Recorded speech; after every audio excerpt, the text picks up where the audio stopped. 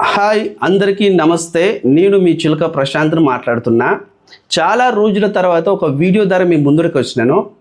చూడండి మిత్రులారా, టీజీపీఎస్సీ నుండి ఇప్పటి వరకు మనకు ఒక నోటిఫికేషన్ రిలీజ్ అయింది. అదే పొల్యూషన్ కంట్రోల్ బోర్డు నుండి వచ్చింది. దాంట్లో 20 పోస్టులు మట్టుకే ఉన్నాయి. దాంట్లో నిరుద్యోగ సోదరుల యొక్క వయో పరిమితి 34 సంవత్సరాలు జనరల్ అభ్యర్థులకు పెట్టినారు.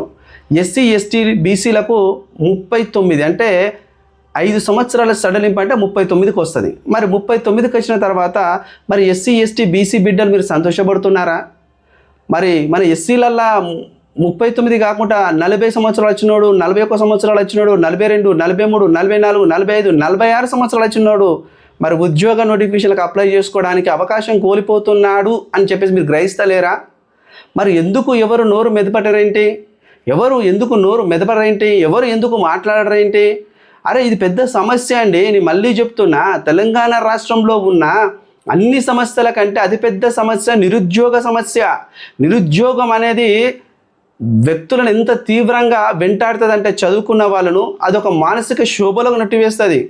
అందుకని మళ్ళీ చెప్తున్నా, ఇప్పుడు ఎండోమెంట్ నోటిఫికేషన్ అనేది రాబోతుంది అంటున్నారు. రెవెన్యూ డిపార్ట్మెంట్లో ఎండోమెంట్ శాఖ అనేది ఒక అంతర్భాగమైన శాఖ.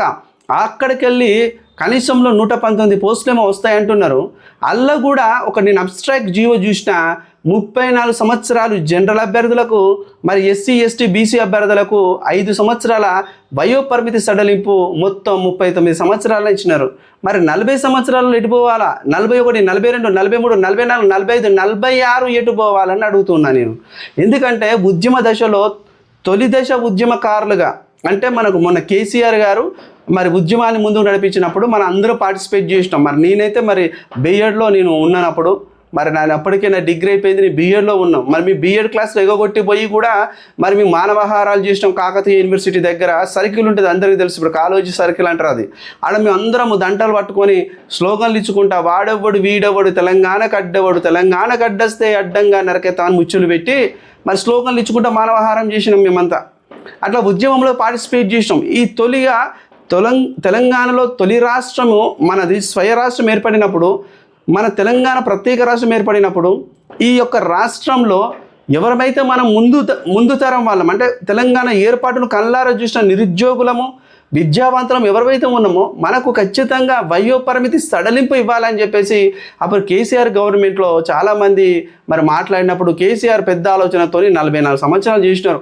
ఆ తర్వాత ఇంకో 2 సంవత్సరాలు ఎక్స్ట్రా ఇచ్చేసి 46 సంవత్సరాలు చేసినారు.